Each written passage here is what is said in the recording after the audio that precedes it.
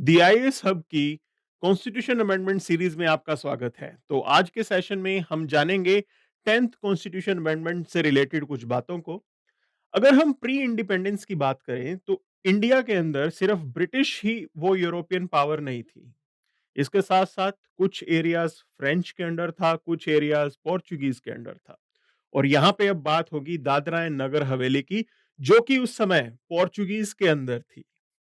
दरअसल हम आजाद हुए 15 अगस्त 1947 को, लेकिन हिंदुस्तान का कुछ इलाका ऐसा भी था जो उसके बाद भी फॉरेनर्स के अंडर रहा, और वैसा ही था दादरा एंड नगर हवेली। लेकिन जून 1954 आते-आते दादरा एंड नगर हवेली के लोग खुद ही एक सिविल सोसाइटी मूवमेंट चलाते हैं और वहां पे पोर्चुगीज को भगा देते हैं। आजाद गोमंतक दल और उसके साथ-साथ वरिष्ठ ऑर्गेनाइजेशन, ये दो ऑर्गेनाइजेशन सामने आती हैं जो कि पोर्चुगीज को भगाने में इंपॉर्टेंट रोल प्ले करती हैं।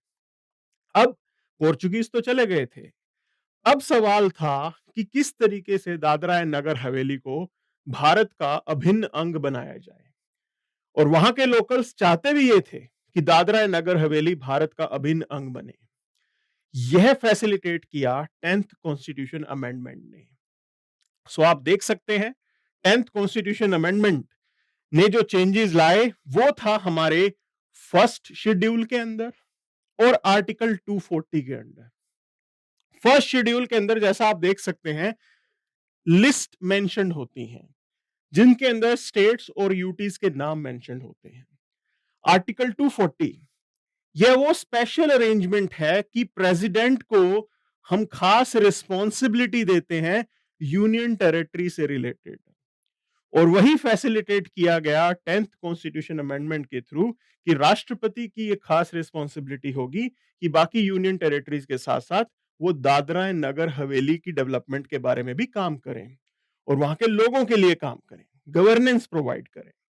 सो ये मूल स्टोरी थी इस पर्टिकुलर अमेंडमेंट से रिलेटेड। अब हम इसको थोड़ा बैकग्राउंड में जाके देखते हैं। जैसा मैंने बताया कि एक पोर्चुगीज टेरिटरी थी और पोर्चुगीज ने इस टेरिटरी को कॉन्कर किया था 1783 में, 1783 के अंदर यह किया गया था, और 1954 तक आते आते हमने पोर्चुगीज को वहां से भगा दिया। दादरा नगर हवेली के लोगों ने पोर्चुगीज को वहां से भगा दिया। आजाद तो वो हो चुका था, अब मेन बात थी कि किस तरीके से उसे भारत के साथ जोड़ा जाए।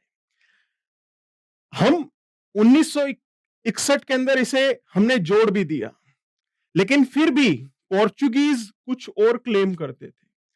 फाइनली 1974 के अंदर इंडिया और पोर्चुगीज की ट्रीटी होती है और यह चीज रिकॉग्नाइज की गई कि दमन, दीव, गोवा और दादरा एंड नगर हवेली में अब इंडिया की सोवरेनिटी होगी।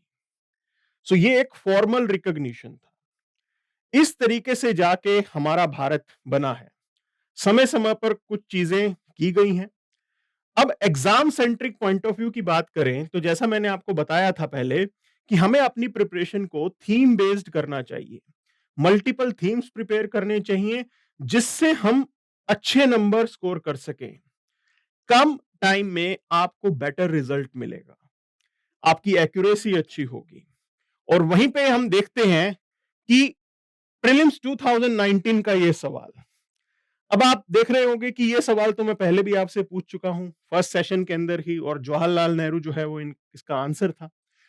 अब हमें ये एक चीज समझनी है कि इवेंट्स के अराउंड पॉलिटिकल लीडरशिप किसकी थी वो भी हमें मालूम होना चाहिए।